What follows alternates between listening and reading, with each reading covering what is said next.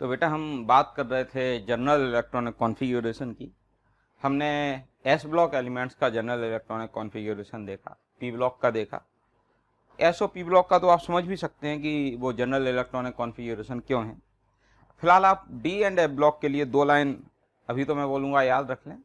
जैसे जैसे ये लेक्चर आगे बढ़ेगा वो लाइन भी आपके क्लियर होती जाएगी। उसमें कोई मतलब ऐसा भारी भरकम काम नहीं है, बट ये कि कुछ इलेक्ट्रॉनिक कॉन्फ़िगरेशन जो एक्सेप्शन है वो हम आगे पढ़ेंगे, तब जाके ये बात और क्लियर होती है। अच्छा, जब general electronic configuration for F block elements देखते हैं तो एफ ब्लॉक एलिमेंट्स में n-2 में एफ में आपको इलेक्ट्रॉन मिलते हैं 0 से 14। n-1 का जो डी होता है उसमें कभी कभी 0 इलेक्ट्रॉन होता है, कभी कभी 1, और जो आउटर मोस्ट ऑर्बिट होता है उसमें हमेशा 2 इलेक्ट्रॉन मिलते हैं। ये कैरेक्टरिस्टिक्स है, तो आपको यूं ही याद रखना है general electronic configuration for F block element. अब आपसे एक वर्ड और पूछा जा सकता है, general electronic configuration for representative elements. जो रिप्रेजेंटेटिव एलिमेंट्स हैं उनका जनरल इलेक्ट्रॉनिक कॉन्फ़िगरेशन। तो पहले तो ये समझना जरूरी है कि रिप्रेजेंटेटिव एलिमेंट्स क्या होते हैं। बेटा पीरियोडिक टेबल में हम 4 पीरियोडिक प्रॉपर्टी पढ़ेंगे। आवर्ती गुणधर्म जिन्हें आप बोलते हैं, कौन कौन से? परमाणु आकार, परमाणु त्रिज्या, आयनन ऊर्जा, आयनन विभव, इलेक्ट्रॉन बंधुता और विद्युत ऋणता। अब इनमें हम एक कंसेप्ट लगाने की कोशिश करेंगे कि लेफ्ट टू राइट कोई प्रॉपर्टी बढ़ती है या घटती है, अप टू डाउन जाने पर कोई प्रॉपर्टी बढ़ती है या घटती है। वो कंसेप्ट पर्टिकुलरली एस और पी ब्लॉक में ही काम में आते हैं। वहाँ तो एलिमेंट वो कंसेप्ट सही ढंग से फॉलो करते हैं, लेकिन जो डी एंड एफ ब्लॉक के एलिमेंट हैं वो उनको ढंग से फॉलो नहीं करते, और अक्रिय गैसें भी अलग ही भागती हैं। तो आप ये मान लें कि पीरियोडिक टेबल का सही मामले में जो रिप्रेजेंटेशन है वो कौन देता है? रिप्रेजेंटेटिव एलिमेंट्स देते हैं। रिप्रेजेंटेटिव एलिमेंट्स को आप हिंदी में बोलते हैं प्रतिनिधि तत्व, है ना। तो आपको प्रतिनिधि तत्वों का सामान्य इलेक्ट्रॉनिक विन्यास बताना है। प्रतिनिधि तत्व क्या होते हैं? एस और पी ब्लॉक के तत्व। एस और पी ब्लॉक के जो तत्व हैं उनको ले लें, किनको छोड़कर? अक्रिय गैसों को छोड़कर। इसमें अक्रिय गैसें नहीं आएंगी। मतलब कहां से कहां तक की बात है? आप अल्काली मेटल फर्स्ट ए से शुरू हो जाओ और हेलोजन फैमिली तक आ जाओ। तो अगर फर्स्ट ए में देखोगे तो उसके एस में 1 इलेक्ट्रॉन है और बाकी सब में एस में 2 इलेक्ट्रॉन है, तो NS तो हो गया 1 और 2। अगर क्षारीय धातु है तो NS1 मिलेगा, क्षारीय मृदा धातु है NS2 मिलेगा, और आगे के boron family, carbon family, nitrogen family सब में NH2 मिलेगा।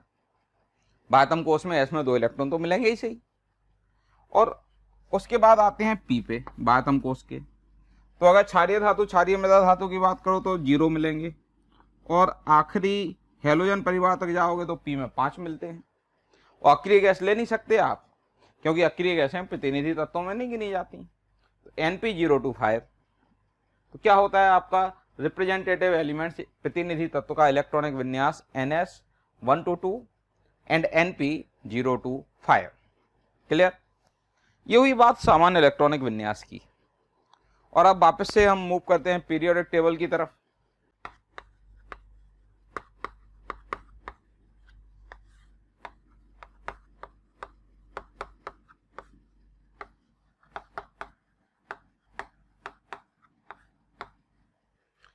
इलेक्ट्रॉनिक विन्यास के अपवाद। यूँ तो बेटा इलेक्ट्रॉनिक विन्यास के अपवाद में कंसेप्ट कुछ यूँ हैं, कुछ जगह लगते हैं, कुछ जगह नहीं लगते हैं। तो ईमानदारी की बात तो यह है कि अपवाद जितने भी हैं वो याद ही करने हैं। फिर भी कुछ जगह एक्सेप्शन याद करने में हमें हेल्प मिल सकती है। कहाँ हेल्प मिल सकती है? तो एक ये जो स्टेटमेंट है वो कई बार काम में आ जाता है। क्या स्टेटमेंट है? अर्धपूरित अथवा पूर्ण पूरित उपकोष।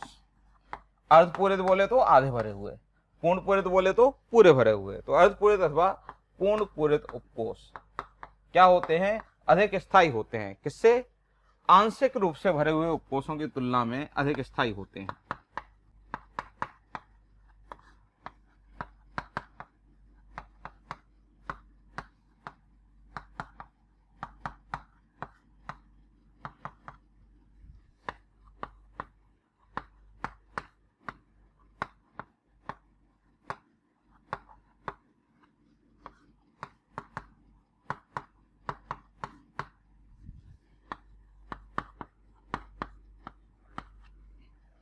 अर्धपूरित अथवा पूर्ण पूरित उपकोष आंशिक रूप से भरे हुए उपकोषों की तुलना में क्या होते हैं, अधिक स्थायी होते हैं। इसका मतलब क्या हुआ, जैसे डी है, अब डी उपकोष में आपको पता है कि कितने ऑर्बिटल होते हैं, कितने कक्षक होते हैं, 5 कक्षक होते हैं।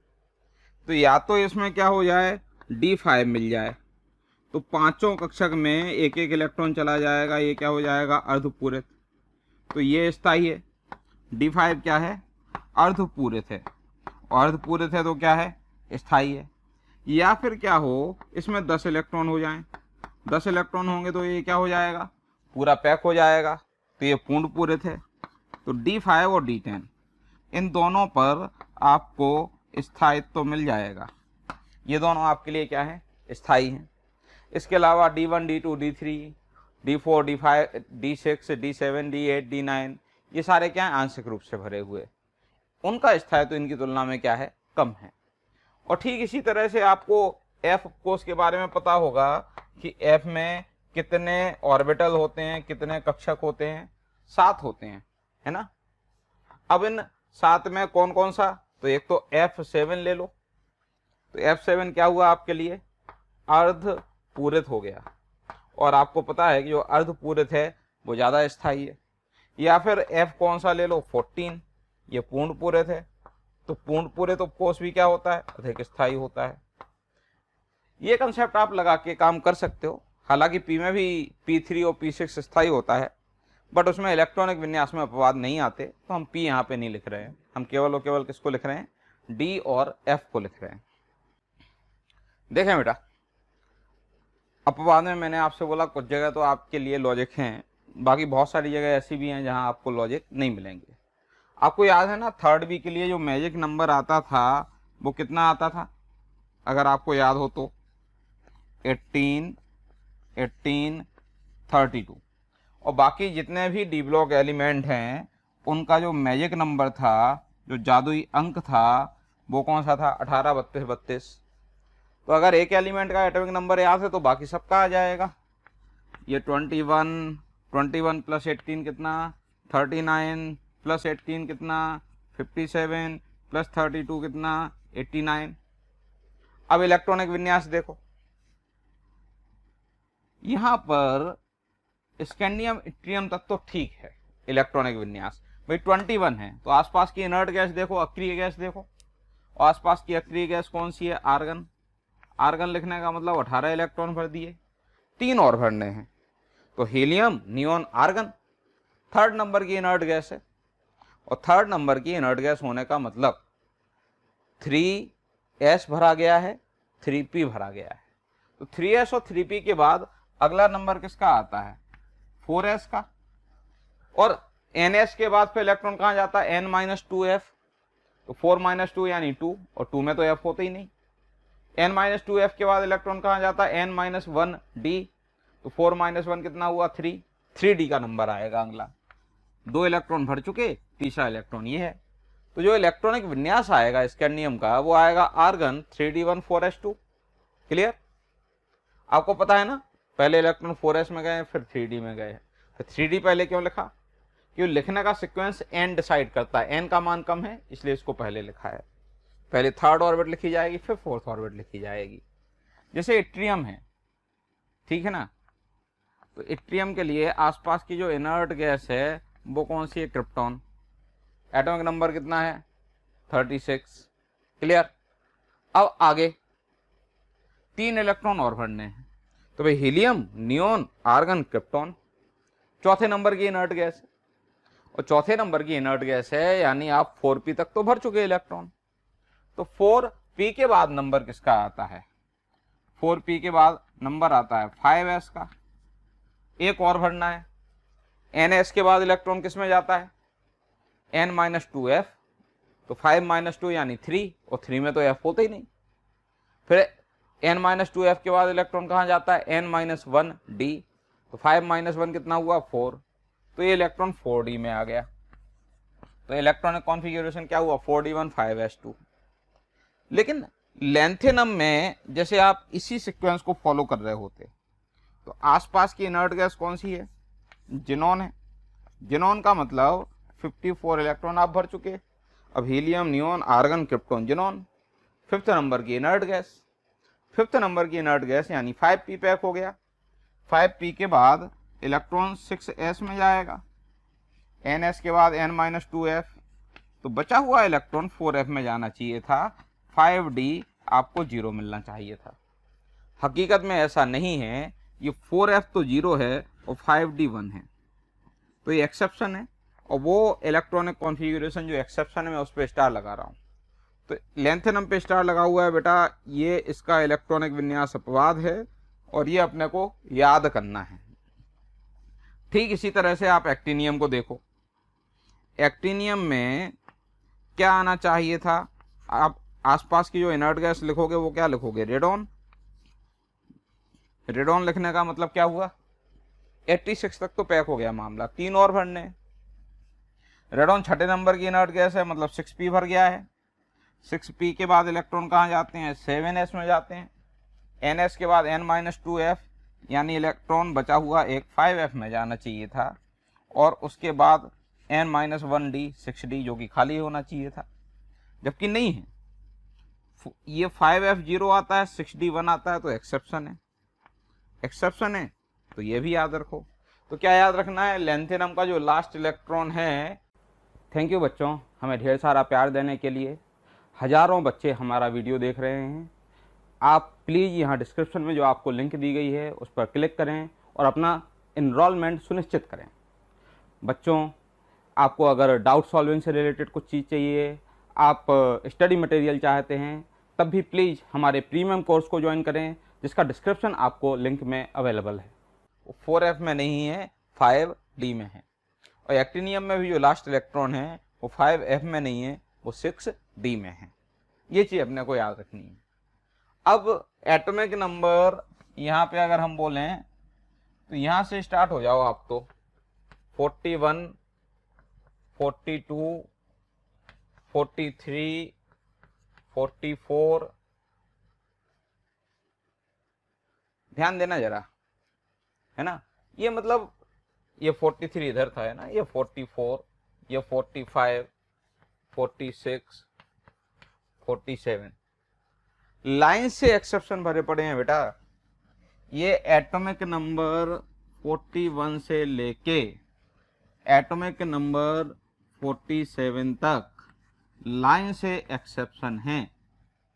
केवल और केवल एटॉमिक नंबर 43 है जो एक्सेप्शन में नहीं है। और सब में एकमात्र काम करना है आपको। क्या करना है वो एकमात्र काम? 4s का इलेक्ट्रॉन उठाओ। नहीं, इसमें तो आपको जैसे 5s मिलेगा, है ना, यहाँ पे जो आपको इलेक्ट्रॉन मिलेगा 5s में मिलेगा, तो 5s का इलेक्ट्रॉन उठाओ और 4d में शिफ्ट कर दो। नहीं आई बात समझ में? देखो आ जाएगी। नियोबियम 41 के लिए इलेक्ट्रॉनिक कॉन्फ़िगरेशन क्या आएगा? कंसेप्ट के हिसाब से देखोगे तो क्रिप्टॉन 36 इलेक्ट्रॉन भर दिए, 4th नंबर की इनर्ट गैस है, पैक हो गई, तो 5s 38 हो गए। 3 इलेक्ट्रॉन और भरने थे, वो 3 इलेक्ट्रॉन किसमें? 4d में। ये होना चाहिए था 4d3 5s2, नहीं है। s का एक इलेक्ट्रॉन d में शिफ्ट करते जाओ, तो ये 5s1 4d4। यहाँ पर भी इसी तरह का मामला आएगा। ये आता है 5s1 4d5। अब यहाँ पे भी ये तो क्रोमियम की पूरी फैमिली ऐसी है बेटा। क्रोमियम 24 में इलेक्ट्रॉनिक विन्यास आपका आना चाहिए था 3d4 4s2। आप कंसेप्ट लगा लेना, मैं डायरेक्ट बोल रहा हूँ। 3d4 4s2 आना चाहिए था। 4s का एक इलेक्ट्रॉन 3d में शिफ्ट करो, तो ये क्या आता है? 3d5 4s1। एक्सेप्शन है। अब ग्रुप में अप टू डाउन जा रहे हो तो ये 3d5 4s1 है, तो ये 4d5 5s1 आ रहा। टंगस्टन जो आएगा वो 5d5 6s1 आएगा, ये 6d5 7s1 आएगा। तो ये तो क्रोमियम, मोलिब्डेनम, टंगस्टन और सीवोर्गियम लाइन से ये सारे क्या हैं? एक्सेप्शन है, जो अपने को याद रखने हैं। और याद रखने का तरीका क्या है? आप जो नॉर्मल कंसेप्ट आता है उसके हिसाब से इलेक्ट्रॉनिक कॉन्फ़िगरेशन लिखें, उसके बाद s का एक इलेक्ट्रॉन उठाएं और अंदर जो d दिखाई दे रहा है उसमें शिफ्ट कर दें। अब थोड़ी सी प्रैक्टिस करिए रफ पेपर लेके, बड़ी आसानी से ये चीज़ आप पे बन जाएगी, क्योंकि मैं ये मान के चल रहा हूँ कि अब पिछले लेक्चर में हमने इलेक्ट्रॉनिक कॉन्फ़िगरेशन लिखना सीख लिया है। वापस से बता रहा हूँ क्या करना है। एक रफ कॉपी उठाएं और जो मैंने स्टार लगा रखे हैं वो एटॉमिक नंबर लिखें। जब वो एटॉमिक नंबर आपके लिखने में आ जाएं तो आपको पता है कि ये तो एक्सेप्शन है, कंसेप्ट के हिसाब से जो होना चाहिए वो आपके सामने लिखा हुआ है। अब उसमें सिंपल सा एक काम करना है, सबसे बाहर वाली जो ऑर्बिट है उसका s का एक इलेक्ट्रॉन निकालो और वो इलेक्ट्रॉन s के ठीक पहले जो आपने d सबसे लिखा हुआ है उसमें शिफ्ट कर दो। एक इलेक्ट्रॉन s का d में शिफ्ट करते जाओ, केवल और केवल इतना आप करते जाओगे तो भी काम हो जाएगा, है ना, कहीं से कहीं तक कोई गड़बड़ नहीं होगी। चलें देखें। उम्मीद है आप ये सब कर पाओगे। तो याद रखिएगा क्रोमियम की जो पूरी की पूरी फैमिली है वो एक्सेप्शन में है। या अगर आप हॉरिजॉन्टल वे में जा रहे हैं तो कौन सी गिनती गिननी है, 41 से लेके 47 तक सब एक्सेप्शन में है। एक स्पेशल एक्सेप्शन जो आपको यहाँ मिलता है कॉपर सिल्वर गोल्ड, यहाँ पर भी कॉपर का भी जैसे आता है तो 3d9 4s2 होना चाहिए कंसेप्ट के हिसाब से। फिर एक्सेप्शन है, अपवाद है, तो क्या करो s का इलेक्ट्रॉन d में शिफ्ट कर दो, 4s का एक इलेक्ट्रॉन d में शिफ्ट करोगे तो ये आएगा 4s1 3d10। हालांकि इसके लिए रीजन दिया जा सकता है, ये क्रोमियम में भी वही रीजन दे सकते हो, कॉपर में भी क्या रीजन दे सकते हो कि अर्धपूरित और पूर्ण पूरित उपकोष आंशिक रूप से भरे हुए उपकोषों की तुलना में अधिक स्थायी होते हैं। अब कॉपर अगर 3d10 4s1 है तो जो सिल्वर आता है वो 4d10 5s1 आता है और गोल्ड जो आएगा वो 5d10 6s1 आएगा। तो ये भी तीनों एक्सेप्शन में। तो क्रोमियम का पूरा परिवार क्रोमियम फैमिली एक्सेप्शन में मिलेगी, कॉपर का पूरा परिवार एक्सेप्शन में मिलेगा और 41 से लेके 47 तक वो एक्सेप्शन मिलेगा। 10th ग्रुप जो है आपको याद है ना, मैंडलीफ की पीरियोडिक टेबल में इन तीन को मिला के एक ही ग्रुप बना रखा था 8th, है ना। IUPAC के हिसाब से 10वां ग्रुप है निकल परिवार, उसमें पैलेडियम और प्लेटिनम दोनों ही स्पेशल केस हैं, हमें याद रखने हैं। पैलेडियम का कंसेप्ट के हिसाब से अगर चलो तो जो इलेक्ट्रॉनिक कॉन्फ़िगरेशन है वो आना चाहिए था 4d8 5s2। हकीकत में ये इलेक्ट्रॉनिक कॉन्फ़िगरेशन नहीं है, हर जगह तो एक इलेक्ट्रॉन दौड़ाते थे, इधर दो चले जाते हैं। स्पेशल है, मैं तो बोलता हूँ डबल स्टार लगा के रखो, ये याद करना है कि पैलेडियम का इलेक्ट्रॉनिक कॉन्फ़िगरेशन क्या आता, 4d10 5s0 आता। पैलेडियम का electronic configuration 4d10 5s0। Platinum आना चाहिए था 5d8 6s2, इसमें एक इलेक्ट्रॉन शिफ्ट होता है, ये 5d9 6s1 आता है। और इसीलिए मैं बार बार एक्सेप्शन के एक्सप्लेनेशन देने से बचता हूँ कि मैं आपसे बोलूँगा कि स्टेबिलिटी गेन करने के लिए एक इलेक्ट्रॉन यहाँ चला गया तो आप यहाँ मेरे पीछे पड़ जाओगे सर कि यहाँ तो आपने दोनों इलेक्ट्रॉन भेज दिए, d10 कर लिया, स्टेबल कर लिया, यहाँ पे एक ही इलेक्ट्रॉन भेजा है। तो हर चीज़ का कहीं ना कहीं वो एक अपोज करता हुआ फैक्टर तो मिल ही जाता है एक्सेप्शन में। तो कहानी सीधी सी है बेटा, जो एक्सेप्शन है उन्हें याद ही करना है। रफ कॉपी उठाओ, मैंने स्टार बना रखे हैं, लिखो बार बार और बार बार उनकी प्रैक्टिस करो।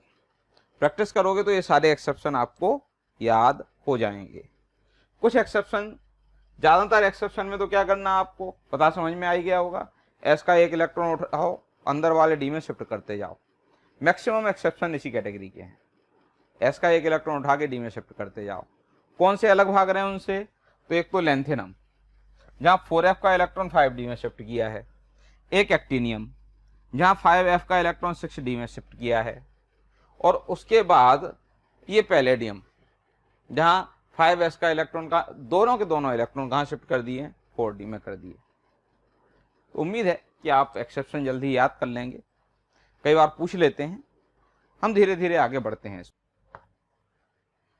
तो आपको याद है ना, ये एटॉमिक नंबर 58 से लेकर 71 तक जो 14 एलिमेंट हैं उन्हें हम रेयर अर्थ एलिमेंट्स बोलते हैं, दुर्लभ मृदा तत्व।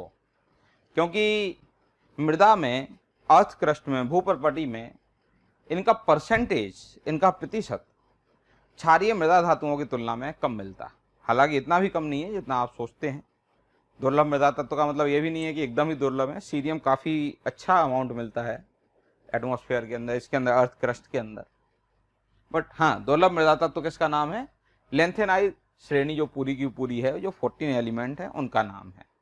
एक चीज़ और याद रखने जैसी है कि इसमें जो प्रोमीथियम है वो अकेला रेडियोधर्मी तत्व है। लेंथेनाइड सीरीज में प्रोमीथियम को छोड़ के बाकी के जो एलिमेंट हैं वो रेडियोधर्मी नहीं हैं।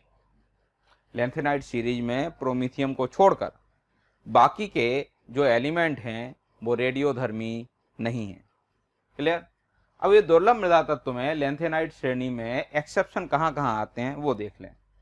तो एक तो सीरियम।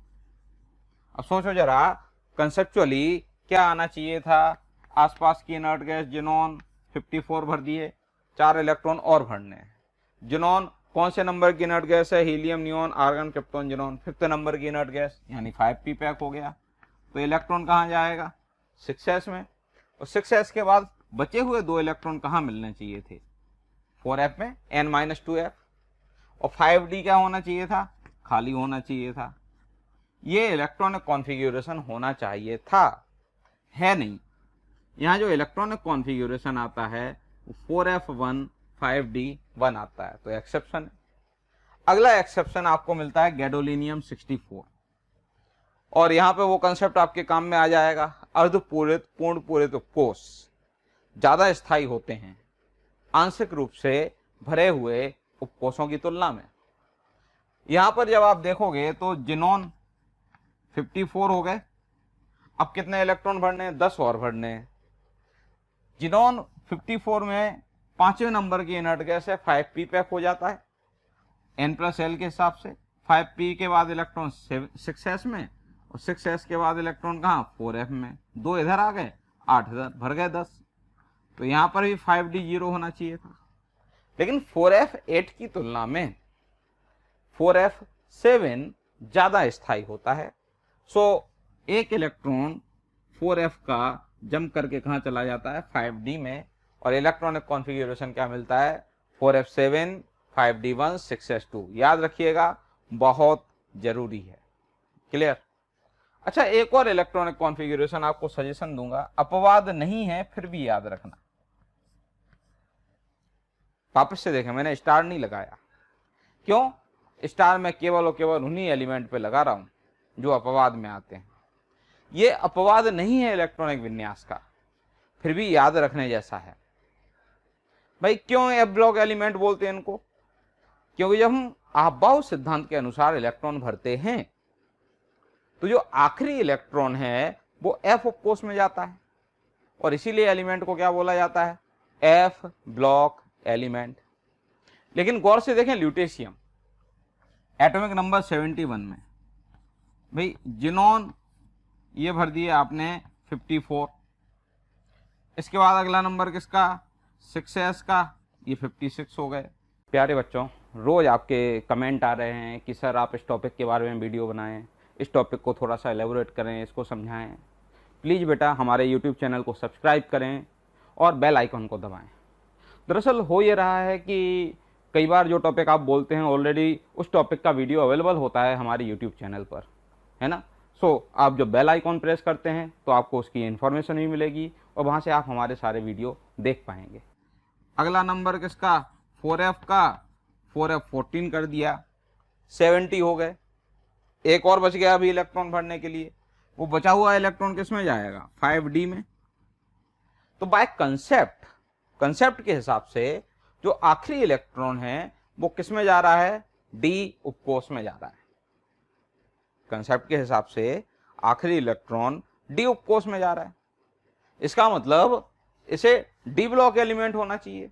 हकीकत में ये एफ ब्लॉक एलिमेंट है।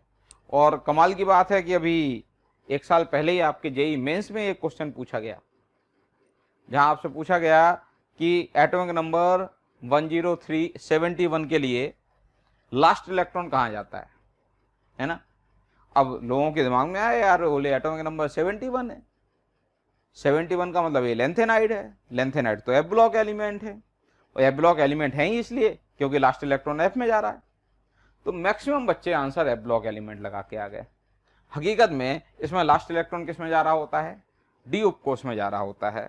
तो ये एक पर्टिकुलर कंसेप्ट है जो आपको याद रखना है। क्लियर है? चलो भाई आगे बढ़ते हैं, है ना।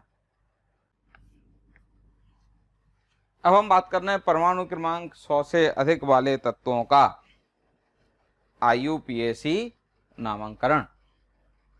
देखते हैं भाई। हुआ ये कि जब परमाणु क्रमांक 104 वाले एलिमेंट की खोज की गई, रदरफोर्डियम, आज हम उसको रदरफोर्डियम के नाम से जानते हैं, बट उस समय तो भिड़ गए दो कंट्री के साइंटिस्ट, एक रसिया वाले एक US वाले। अब रसिया वाले बोले कि नहीं भाई, इसकी खोज तो हमने की है, हम इसका नाम रखेंगे खुरखोनियम। और US वाले बोले नहीं, इसकी खोज तो हमने करी है, हम इसका नाम रखेंगे रदरफोर्डियम। अब ये एलिमेंट तो डिस्कवर हो गया, लेकिन ये डिसाइड ही नहीं हो पा रहा कि इसका नाम क्या रखा जाए, तो पीरियोडिक टेबल में उसको रखें कैसे फिर। तो बीच में फिर IUPAC कमेटी आई, बोले एक काम करो, आराम से झगड़ते रहो तुम दोनों, हम एक तरीका दे देते हैं वो सारे तत्वों के नामांकन के लिए जिनका परमाणु क्रमांक 100 से ज्यादा है, क्योंकि 100 तक के एलिमेंट के नाम तो ऑलरेडी हम रख चुके, बाकी के लिए हम दे देते हैं। क्लियर? और जब तुम्हारा झगड़ा सुलझ जाए तो तुम जो नाम बोलो वो भी रख देंगे, कोई दिक्कत नहीं है। तो फिर ये सिस्टम दिया गया। तो यहाँ पर जैसे जो अंक है, जो नंबर है, आपको मिथ इथ प्रॉप ब्यूट याद होगा ऑर्गेनिक केमिस्ट्री का, बिल्कुल उससे मिलती जुलती कहानी चलती है यहाँ पर। जैसे 0 के लिए यहाँ पर बोला जाता है, एक और अंक ऐड कर देते हैं 0, तो 0 के लिए क्या बोला जाता है, नील। 1 के लिए क्या बोला जाता है, अन। 2 के लिए बाय, 3 के लिए ट्राई, 4 के लिए क्वाड, और 5 के लिए पेंट, 6 के लिए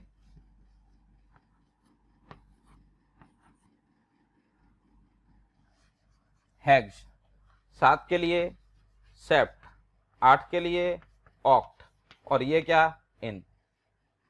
तो ये एक नाम याद रखना है। जैसे अभी अभी मेरी बात चली थी कि 104 को लेकर झगड़ा चल रहा था, तो बोले यार 104 है, तो पहला नंबर क्या है, 1, तो 1 के लिए क्या लिखते हो, अन। अन का पहला वर्ड उठा लो यू, ठीक।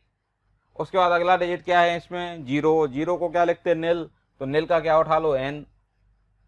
अगला नंबर क्या है, 4, 4 को क्या लिखते हैं, क्वेड, क्वेड का जो नंबर है वो क्यू उठा लो। तो जो भी आपने प्रीफिक्स रख रखा है पर्टिकुलर नंबर के लिए, उसका पहला अंक उठा लो, पहला नंबर पे जो आपको दिखाई दे रहा है अल्फाबेट, उसको उठा लो, वर्णमाला क्रम का अक्षर, और उनको मिला के एक सिंबल बना दो। अब इसका नाम कैसे लिखोगे, तो यू किसको बोलते हैं, अन। एन को देख के समझ में आ जाना चाहिए, नील, और क्यू को देख के समझ में आ जाना चाहिए, क्वेड, और लास्ट में आपको लगा देना यम। तो इसका नाम क्या हो गया, अन नील क्वेडियम। सपोज मैं आपसे बोल दूं एटॉमिक नंबर 112 है, अब बताओ इसके लिए कि इसका IUPAC नाम क्या होगा। तो एटॉमिक नंबर 1, तो 1 के लिए क्या बोलोगे, अन। वापस से एटॉमिक नंबर 1, तो 1 के लिए फिर से अन। एटॉमिक नंबर 2, 2 के लिए क्या है, बाय, तो बाय का व्यू। तो पूरा सिंबल जो बनेगा इसका वो क्या बनेगा, UUB, अन अन बाइयम। नाम क्या होगा इसका, नाम होगा अन अन बाइयम, अन अन बाइयम।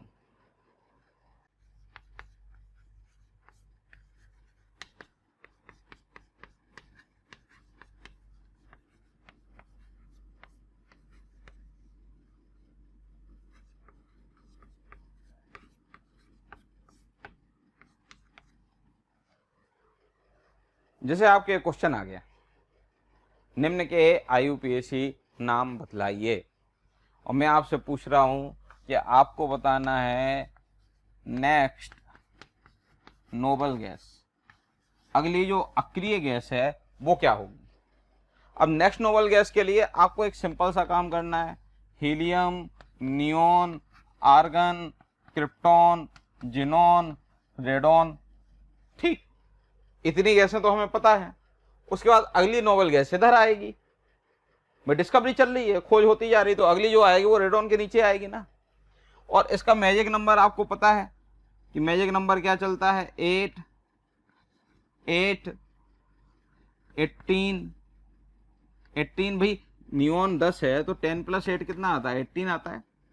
और 18 और 18 कितना आता है, 36 आता है। तो इस तरह से करते जाओ, 8 18 18 32 32, ये मैजिक नंबर चलता है। तो रेडॉन का अगर एटॉमिक नंबर आपको याद है कि 86 है तो डायरेक्ट उसमें कितना ऐड कर दो, 32। अगली जो इनर्ट गैस आएगी वो कितनी है, उसका एटॉमिक नंबर कितना होगा, 118। ठीक, ये समझ में आया ना कैसे निकाला मैंने next noble gas, magic number की हेल्प से। भाई आप पता कर लो कि आखिरी जो नोबल गैस आ रही है उसमें कौन सा मैजिक नंबर ऐड होना चाहिए, वो मैजिक नंबर ऐड कर दो, नेक्स्ट नोबल गैस आ जाएगी। अब आपको पता चल गया 118 के बारे में पूछ रहे हैं, उसका IUPAC नाम पूछ रहे हैं, तो 1 के लिए सिंबल क्या आता है, अन। इस 1 के लिए भी वापस से सिंबल क्या बनेगा, अन। और 8 के लिए क्या आता है, ऑक्ट। तो क्या आ जाएगा, UUO आ जाएगा। और नाम क्या आएगा बोलने में, अन अन ऑक्टियम। नाम क्या आएगा बोलने में, अन अन ऑक्टियम। ठीक इसी तरह से आपसे जैसे कभी पूछ लिया नेक्स्ट अल्कली अर्थ मेटल, अगली हिंदी में भी लिखी देता हूं, है ना। आपको क्या बताना है, जो अगली क्षारीय मृदा धातु आएगी उसका सिंबल क्या होगा, उसको आप किस नाम से बुलाओगे। तो मृदा क्षारीय मृदा धातु आप देखो कौन कौन सी हैं भाई, beryllium, magnesium, calcium, strontium, barium, radium. अगली जो क्षारीय मृदा धातु आएगी वो इधर आएगी। मैजिक नंबर आपको याद होगा तो 8 8 18 18 32, उसके बाद अगला मैजिक नंबर क्या आएगा, 32। तो अगर आपको चलो बाकी एलिमेंट के नहीं है, बेरिलियम का तो परमाणु क्रमांक याद होगा, उससे भी काम चल जाएगा। तो 4 + 8 कितना हुआ, 12, 12 + 8 कितना हुआ, 20, 20 + 18 कितना हुआ, 38, 38 + 18 कितना हुआ, 56, 56 + 82, 32 कितना हुआ, 88, 88 + 32 कितना होगा, 120। तो अगली जो क्षारीय मृदा धातु आएगी उसका जो परमाणु क्रमांक आएगा वो 120 होगा। 1 के लिए क्या लिखोगे, अन। 2 के लिए क्या लिखोगे, बाई। और 0 के लिए क्या लिखोगे, निल। तो UBN आएगा इसका सिंबल। और नाम क्या बोलने में आएगा, अन बाई निल इयम। नाम क्या लिखने में आएगा, अन बाई निल इयम। क्लियर, देखें जरा आप। तो ये तो यहां तक की बात हुई कि आप अगर एटॉमिक नंबर दिया जाए तो उसका सिंबल कैसे लिख सकते हैं, IUPAC नोमेनक्लेचर। अभी आपको देखना, तो नीट में बहुत सारे क्वेश्चन इस तरह के आते हैं कि वो आपको एटॉमिक नंबर दे देंगे और पूछेंगे कि ये पीरियोडिक टेबल में कहाँ आएगा एलिमेंट। तो हम क्या देख रहे हैं, आवर्त सारणी में किसी तत्व की स्थिति।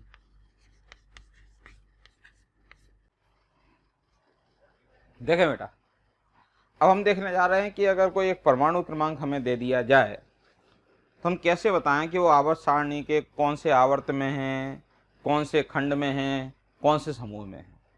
तो कुछ सिंपल से स्टेप हैं जो आपको फॉलो करने हैं। जैसे सबसे पहले आप क्या करोगे, जो भी एलिमेंट का परमाणु क्रमांक दिया गया उसका इलेक्ट्रॉनिक विन्यास लिखो। इलेक्ट्रॉनिक विन्यास आप अक्रिय गैस के संदर्भ में लिखोगे जिससे जल्दी लिखने में आ जाएगा।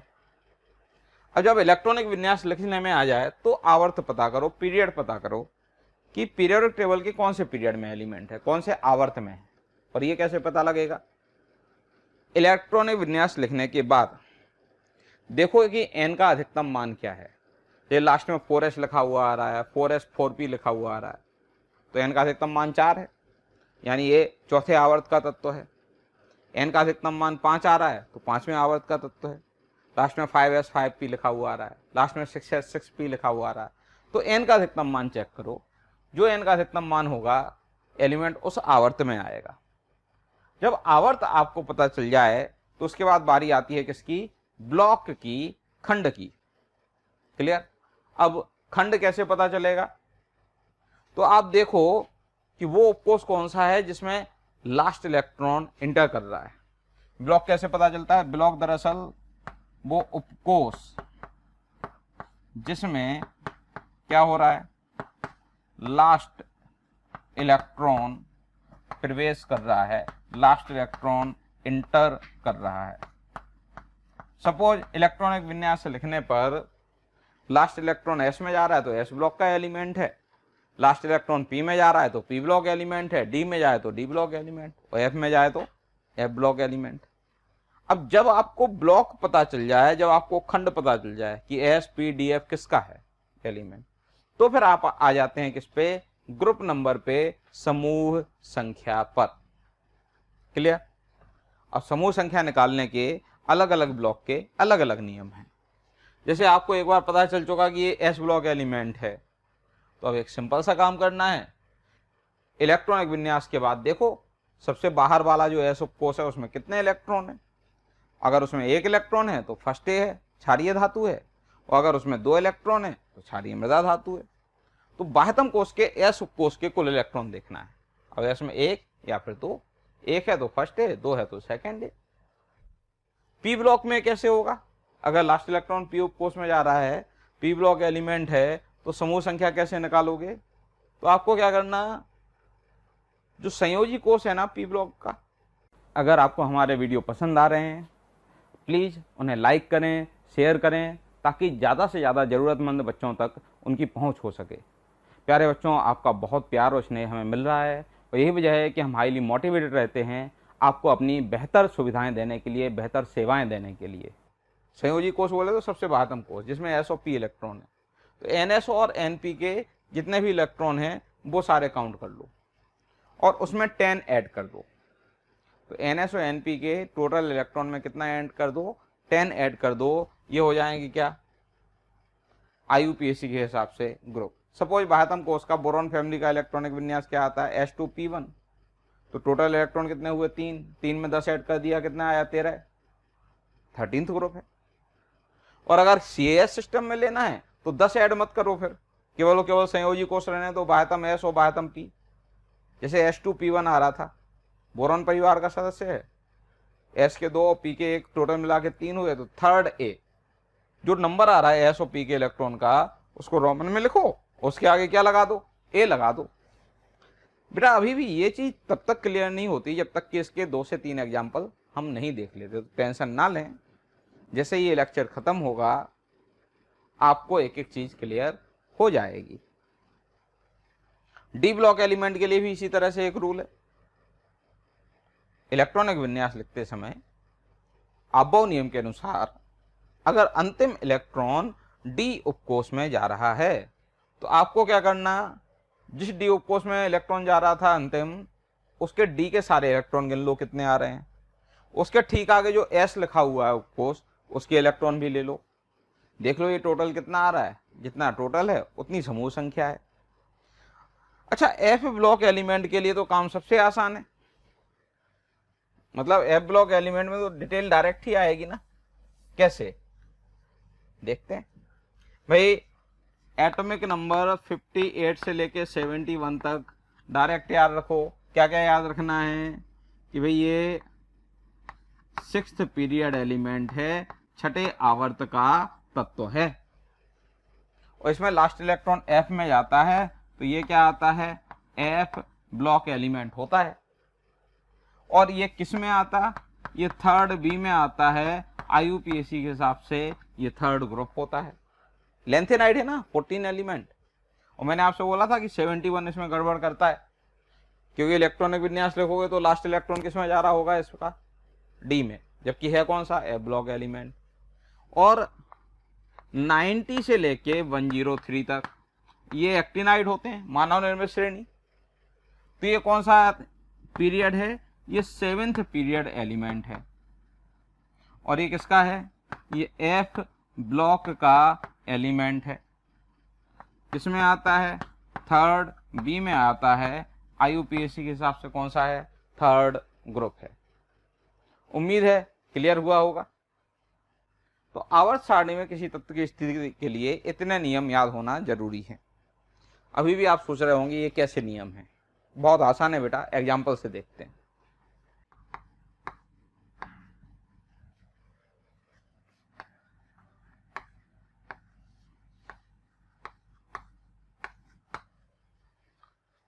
सपोज यहां पर ये कुछ परमाणु क्रमांक हैं जिनके लिए आपको डिटेल निकालनी है। तो सबसे पहला काम आप क्या करोगे, आप इनका इलेक्ट्रॉनिक विन्यास लिखोगे। जैसे ही आपको दिखाया एटॉमिक नंबर 20, आसपास की आपने इनर्ट गैस ली। इनर्ट गैस क्या आएगी, आर्गन। 18 इलेक्ट्रॉन तो भर दिए। और आपने देखा आर्गन कौन से नंबर की इनर्ट गैस है, तीसरे नंबर की। तो अबाउ नियम के हिसाब से कहाँ तक पहुंच चुके हम, कहाँ तक इलेक्ट्रॉन भर चुके, 3p तक। थर्ड नंबर की इनर्ट गैस तो 3p भर गया। 3p के बाद बचे हुए इलेक्ट्रॉन कहाँ जाते हैं, 4s में। 18 थे, s में अधिकतम 2 भर सकते हो। 18 और 2 कितने हो गए, 20। आ गया एटॉमिक नंबर 20, ये इसका इलेक्ट्रॉनिक विन्यास हो गया। ठीक इसी तरह अब इस इलेक्ट्रॉनिक विन्यास में देखो n का अधिकतम मान कितना है, 4। तो देखते ही आपको समझ में आ गया ये कौन से आवर्त का तत्व है, ये कौन से पीरियड को बिलोंग कर रहा है, चौथे आवर्त को बिलोंग कर रहा है, फोर्थ पीरियड को बिलोंग कर रहा है। आवर्त पता चल गया n का अधिकतम मान देख के। अब आपको क्या पता लगाना है, ब्लॉक। तो देखो अंतिम इलेक्ट्रॉन किस में गया, s उपकोष में गया है, यानी s ब्लॉक एलिमेंट है। तो इस पर्टिकुलर एलिमेंट का जो ब्लॉक आएगा, जो खंड आएगा, कौन सा आएगा, s। कैसे पता चला, लास्ट इलेक्ट्रॉन s में जा रहा था। और s ब्लॉक के लिए ग्रुप कैसे निकालते हैं, समूह कैसे निकालते हैं, तो हम देखते हैं कि बाह्यतम s में कितने इलेक्ट्रॉन है, 2 हैं इलेक्ट्रॉन। और 2 इलेक्ट्रॉन हैं तो जो ग्रुप नंबर आएगा, समूह संख्या आएगी, वो कौन सी आएगी, सेकंड आएगी। केमिकल एब्स्ट्रैक्ट सिस्टम में इसी को आप किस नाम से जानते हो, सेकंड ए के नाम से जानते हो। उम्मीद है कहानी समझ में आई होगी।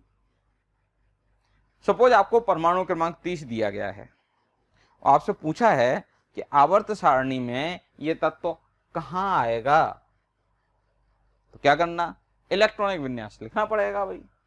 क्या आएगा इलेक्ट्रॉनिक विन्यास, आसपास की इनर्ट गैस, एक बार फिर से क्या आएगी, आर्गन। 18 भर दिए, ठीक। 3p पैक हो गया, helium neon argon, third number की इनर्ट गैस, 3p पैक। तो अगले इलेक्ट्रॉन किस में जाएंगे, 4s में। कितने हो गए, 20। 4s के बाद इलेक्ट्रॉन अब तक आपको रटा गया होगा, ns के बाद n-2f, 4-2 यानी 2 में f होता ही नहीं। फिर n-2f के बाद इलेक्ट्रॉन n-1d, 4-1 यानी 3d होता है। और d में अधिकतम कितने इलेक्ट्रॉन रख सकते हो, 10।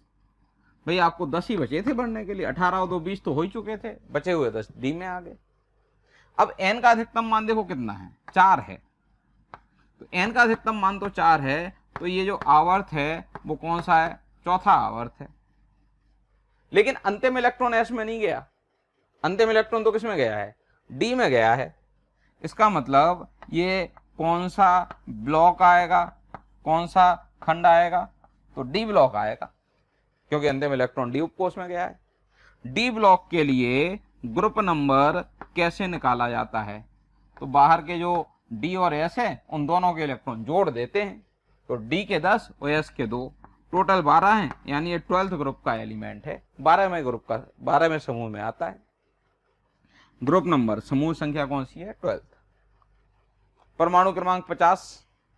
तो यहाँ आसपास की जो इनर्ट गैस आएगी वो कौन सी आएगी, क्रिप्टॉन, 36। 36 इलेक्ट्रॉन भर चुके, 14 इलेक्ट्रॉन और भरने, आपको 14 इलेक्ट्रॉन और भरने। क्रिप्टॉन कौन से नंबर की इनर्ट गैस है, helium neon argon krypton, 4th number की इनर्ट गैस। 4th नंबर की इनर्ट गैस का मतलब 4p पैक हो चुका है। और जब 4p पैक हो जाए तो अगला इलेक्ट्रॉन किस में जाता है, 5s में। तो अगला इलेक्ट्रॉन चला गया भाई 5s में, 38 हो गए। ns के बाद n-2f, 3 में f होते ही नहीं। n-2f के बाद n-1d, तो 5-1 यानी 4d। चलो 10 इलेक्ट्रॉन इसमें आ गए। अभी भी कितने हुए, गिनो, 48 हो गए। आपको कितने भरने, 52 और भरने हैं। तो n-1d के बाद क्या आता है, np का नंबर आता है, 5p। बचे हुए 2 p में आ गए। अब इसमें n का अधिकतम मान कितना है 5 और n का अधिकतम मान 5 है, तो कौन से आवर्त में है ये 5वें आवर्त में है एलिमेंट। अंतिम इलेक्ट्रॉन किस में जा रहा है, वो p उपकोष में जा रहा है। इसका मतलब ये कौन से ब्लॉक का एलिमेंट है, p ब्लॉक का एलिमेंट है। और p ब्लॉक के एलिमेंट के लिए ग्रुप नंबर समूह संख्या कैसे आती है, तो भाई इसके लिए आपको बाह्यतम कोष के s और p के इलेक्ट्रॉन में 10 जोड़ दो। तो बाह्यतम कोष में s और p के मिला के 4 इलेक्ट्रॉन थे और 4 में आपने क्या किया 10 और जोड़ दिए, यानी ये कौन सा समूह हुआ 14th ग्रुप हो गया। और 14th ग्रुप को केमिकल एब्स्ट्रैक्ट सिस्टम में कैसे निकालोगे, तो ये 10 नहीं जोड़ना भाई, इस नंबर को रोमन में लिखा 4, उसके आगे लगा दिया a, तो या तो 14th ग्रुप बोल दो या 4th ए बोल दो, कार्बन परिवार है ये। क्लियर। अच्छा, परमाणु क्रमांक 70 देखते ही आपको याद आ जाना चाहिए ये 58 से लेके 71 की रेंज में चला गया। तो देखते ही लगाओ इसको सॉल्व क्यों किया जाए, आवर्त कौन सा आएगा, छठा आएगा। इसका ब्लॉक कौन सा आएगा, F आएगा। इसका समूह कौन सा आएगा, थर्ड B आएगा। क्लियर है ना, आसान सा काम। परमाणु क्रमांक 90 है। परमाणु क्रमांक 90 में डिटेल पूछें तो आपको पता होना चाहिए 90 से लेकर 103 तक, 90 से 103 तक F ब्लॉक एलिमेंट होते हैं। एक्टिनाइड जो कौन से आवर्त में आते हैं, 7वें आवर्त में आते हैं, तो ये 7वां आवर्त होगा। कौन सा ब्लॉक होगा, तो F ब्लॉक होगा। और इसका समूह कौन सा आएगा, थर्ड B आएगा। तो हमने ये तो डायरेक्ट ही याद कर रखे थे रिजल्ट, तो डायरेक्ट लिख दो।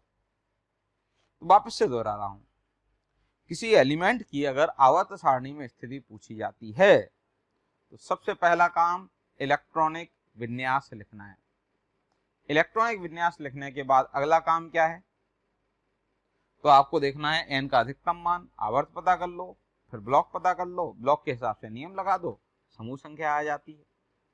उम्मीद है बात समझ में आई होगी।